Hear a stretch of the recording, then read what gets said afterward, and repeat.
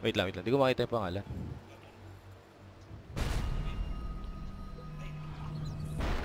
Hello, and welcome. Nandito na po tayo ngayon. Everything is back online. Magandang umaga po sa lahat na nanonood. Welcome to Wombo Combo. Ito po ang ating Galaxy Battles coverage. Kasama niyo po ako ngayon. Pausang data bago. Nagkaroon po tayo ng a little bit of a technical difficulty. At dahil doon, hindi po tayo nakasama sa lobby. Pero ang mangyayari po ngayon, itutuloy lang po muna natin itong Game 1 natin na coverage. Mamaya magno-normalize tayo. Pero it's TNC versus VG Gaming. And nakita naman natin dito. Mamaya na tayo magsasalita kung sino-sino ang narito. Dito na si Kuya Nick. At tinutulungan tayo. But VG on the attack. TNC leading by 4. While nagbabanta dito sa bottom lane. 4v3. Mukhang magsisimula sila. The stun is there, but they will find the two-person shackle shot. Wala pa namamatayin. There goes one down. One on the board here. Para sa LGD, mag-continue pa rin ang ating laban. 5-1 now, and they need to go on the exit. Narito na ngayon, the mid player for TNC. Kuku, looking for the kill. It looks like mako-corner niya rito si END. And it will be a double kill for him. 7-1 now. And magandang pinapakita nila rito. Yun nga, actually, mukhang tama naman, di ba? Radiant ang TNC. Ay, baliktad! Baliktad. Sorry guys, Radiant is VG Gaming. And the dire side will be TNC. So, TNC will be the ones losing out on that team fight. As they only pick up one kill dito. But now HYM will be caught up. The Wind Ranger will convert. And it looks like they will bring down the Sun King. 7-2 now. Sorry guys, talagang naghahabol kami dito dahil nagkaroon tayo ng technical problem. So we did miss out on who is playing on which position. So hopefully maayos natin to in time for game 2. But we will continue. So babalik lang natin ngayon. Drops on both ends. On the side of the Dire, we have the Ancient Apparition, Night Stalker mid na Wind Ranger, Slark in the safe lane, and the Earth Shaker. Meanwhile naman sa kabila, VG Gaming, they will use the Spectre. In the mid lane, they will have the Death Prophet, Dazzle on the position 5, support Sand King, and the position 3 off lane, Bat Rider dito sa game natin. So the Dire, they will take the first tier 1 tower of the game dito sa baba. And while they try and take over naman itong Radiant jungle side. So ayun, guys, mamaya magpapalit-palitan lang kami ni Kuya Nick. Inaayos namin yung naging problema namin dito sa studio. But later on, for sure, magkakaroon tayo ng mas timely. Nakapasok tayo mga 10 minutes na dahil nag-down ang internet dito sa buong studio natin. Gawa ng nagkaroon po ng sunog doon sa baba. But everything should be a-okay now. So let's get back into the game. So TNC on the Dire. Looking like they wanted to go for a draft na mananalo talaga ng pang lane. But so far, VG Gaming, the Radiant, will be leading here in terms of kills.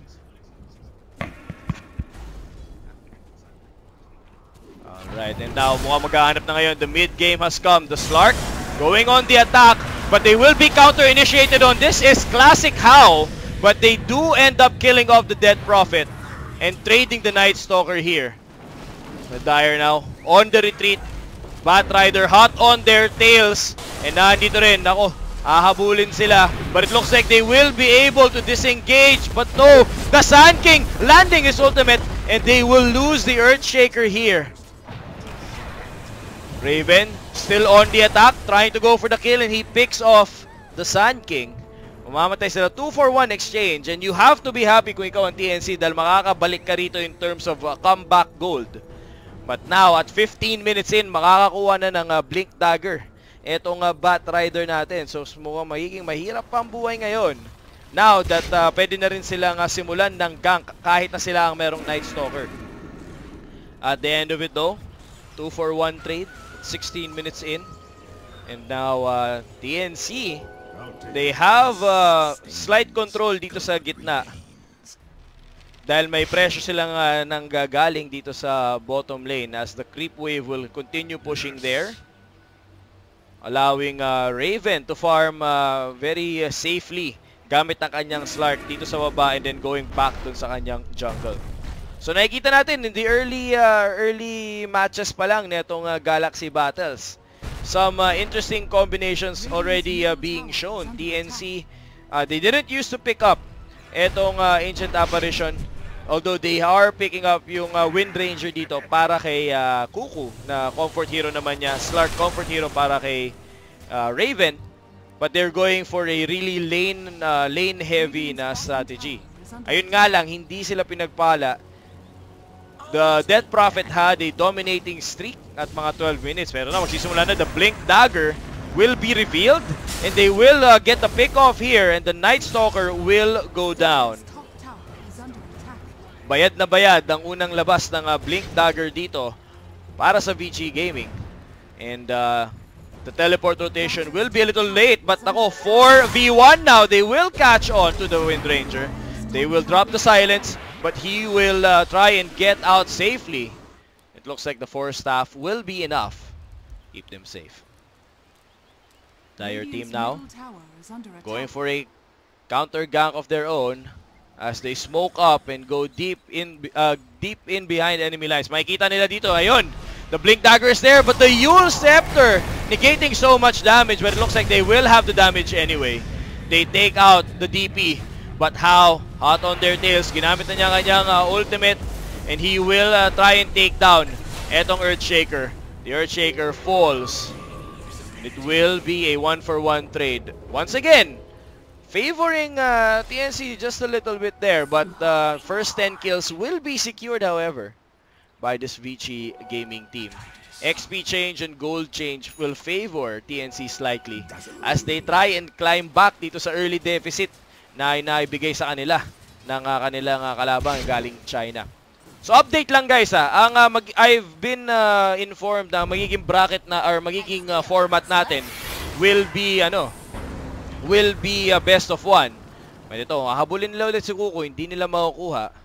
It will be a quick disengage as the Batrider and the Spectre will not be able to convert sa kanilang Haunt gank doon sa taas. So yun nga guys, best of 1 dahil gawa na rin sa pag-adjust ng ating schedule because of the unfortunate typhoon that delayed this tournament. But mainit pa rin ang tournament. There will be 4 games simultaneously going on. It looks like they will find their way onto the Death Prophet. And this Death Prophet looks like will be going down now. TNC finding the pickups dito as their mid-game lineup. Looking like it's come online. And the shackle shot here on the top. Looks like makukuha rin nila itong Dazzle. As 3v2 ang mangyayari naman dito sa mid. So, multiple skirmishes now and TNC almost getting away with the full 5-man wipe. 11-9 now. Talagang climbing back onto the game. Etong TNC and now it looks like they've all but equalized the advantage. Nakikita naman natin dito, 1,000 gold na yon ang lead ng TNC. As VG Gaming cede all of these fights to the Filipino team. Tignan natin ngayon. Item check para sa ating magkabilaang teams. Midas has been completed for How. The Yule Scepter giving so much value to Death Prophet, but TNC consistently having the damage to bring her down anyway. And ito na nga. The Dagger also picked up dito sa Wind Ranger. So talaga mahihirapan na silang kunin to. So good mid-game pickups para makabalik dito sa laro natin ng TNC. Looking for the initiation para mabawi nila ang initiative. Dahil nadehado sila dito sa ating laning phase. Damage talents being prioritized by our Slark here as Raven. Looks like he wants to keep the foot on the gas at maghahanap sila. Ito na nga, malapit na sila sa Sand King. And that's a full kill squad here by TNC. They're going to find it and makukuha nila. The stun is there. And that's just so much damage, they can't deal with it. And now they have a free lane dito sa baba.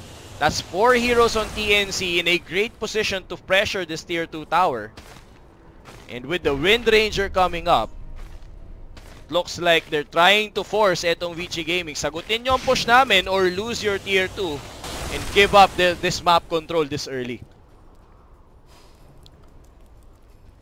Of course, hindi rin natin na pwedeng tanggalin the impact given by the Night Stalker. That's so much control.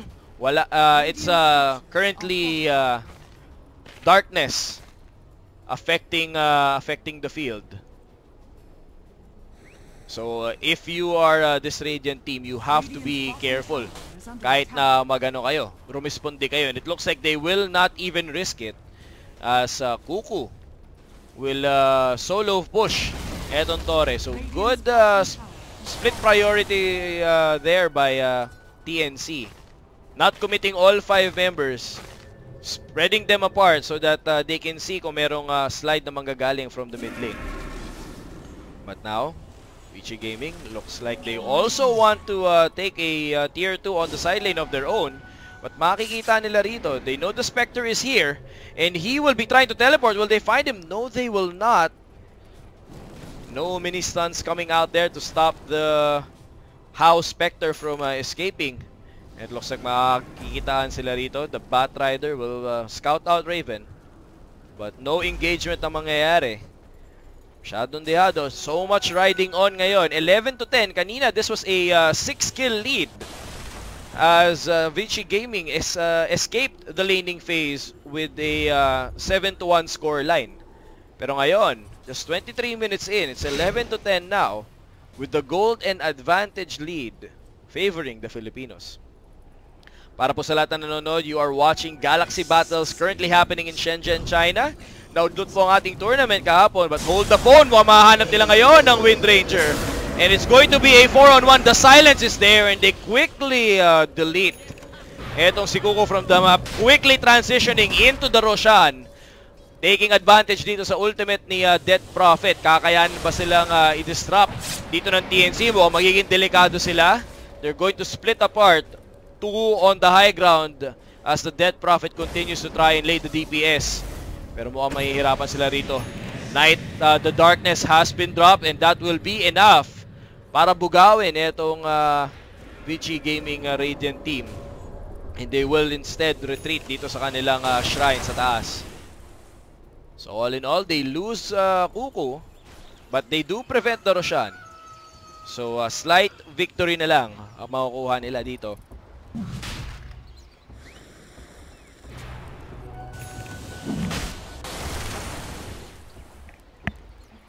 So ito po tayo ngayon. TNC now with their own Roshan attempt. There is a sentry ward just outside ang bukana ng Roshan pit. But it looks like magsusmoke up ngayon. Etong TNC trying to go for the wraparound. May makikita ba sila? Nakakumpul din dito.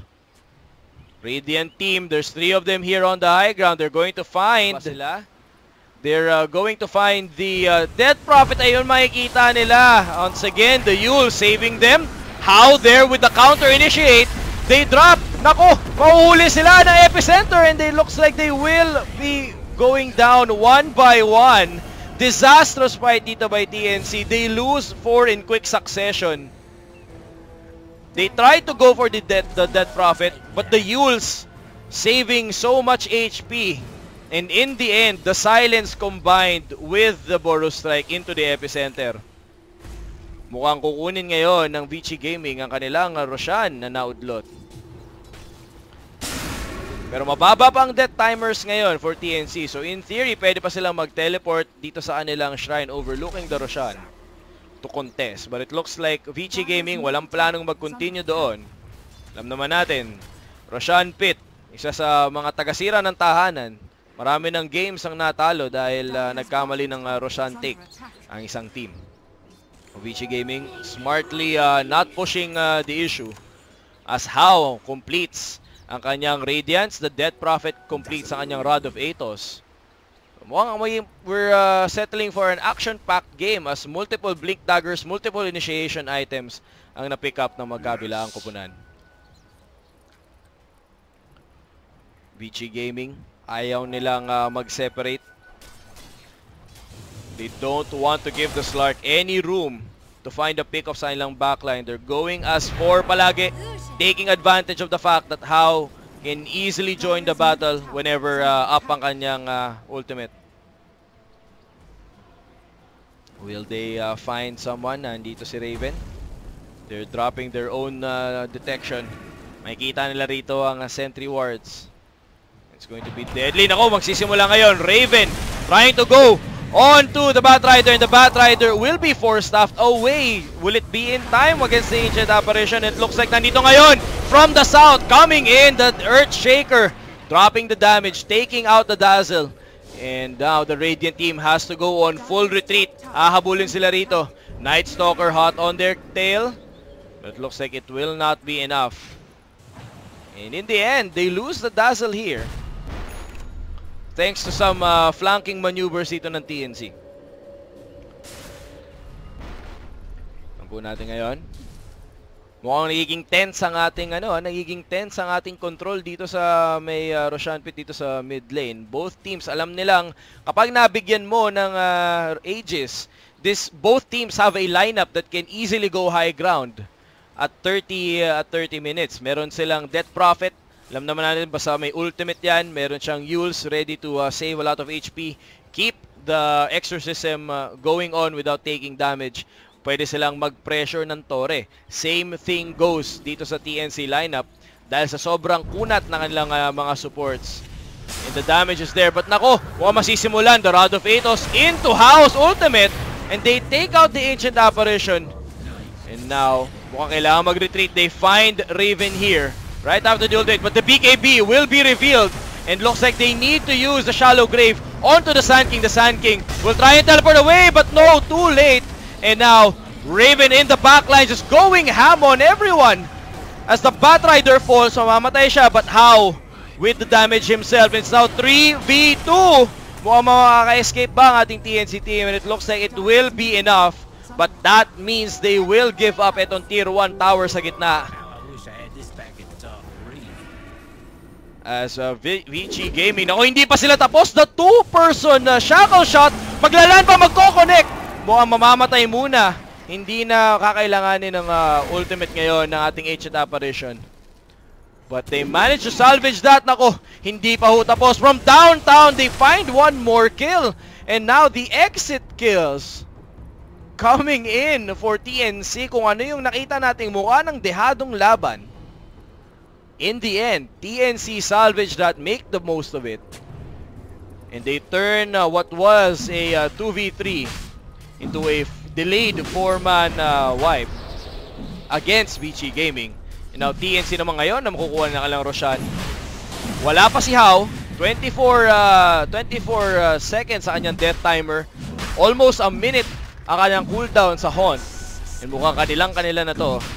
The good news here, the Slark Raven will pick up the Aegis of the Immortal. You have to play more defensively here if you're VG Gaming. The early items, the net worth leader on the Slark, immense at this point in the game. The BKB is there, the Shadow Blade is there, and the Echo Saber. And it looks like the Slark will also be going for the Silver Edge. Malapit na. 100 gold away from the Ultimate Orb. So around 800 in total para makumpleto niya ang kanyang item. And with the break passive ability ng Silver Edge, mukhang hindi magtatagal in any straight up 1v1 ang mga carry ng VG Gaming as they are right now. Kailangan lang maghanap ng way to stall out this game because the Slark is able to find the good angles dito. Nauuna palagi ang Batrider, so nahuhuli niya. And ayun, hahanapin na nga niya. One more time, the BKB will be deployed and take a look at that. The Dazzle forced to use Shallow Grave sa kanyang sarili. And it looks like mamamatay na naman siya. So this might be tier 2 sa gitna For TNC, sobrang aggressive ng pasok ng Slark. Really finding the right angles sa panggagalingan niya rito. You don't expect this kind of level of aggression at this moment in the game. And everything is paying off right now for TNC as they take control back of the match. They're still trailing by kills but leading in golden experience. And now they even take tier 2 dito sa gitna. So far, ang Dire team has only lost the tier 1 in the top lane as they quickly slide for a push naman dito sa taas. Excellent wave management here by the Dire team. Kitang-kita nyo naman. They pushed out the top wave. Alam nilang magka-crash in yun at the exact same time na mag-take sila ng fight dito sa gitna. But they will also back off dahil alam nilang buhay ang lahat ng hero ng Radiant. So ayaw din nilang bigyan ng way back into the fight. You're watching Galaxy Battles right now. Neso Galaxy Battles in Shenzhen, China. Same time slot or same date as the Summit 7. Doon naman sa Los Angeles. Nakita nyo mga gabi. Coverage by Kuya Nick. Coverage by Ate Ishi. Now dito naman tayo sa pang-umaga nating tournament. More tournaments to come guys ha. Pagkatapos ito, MDL naman ang ating pupuntahan. And all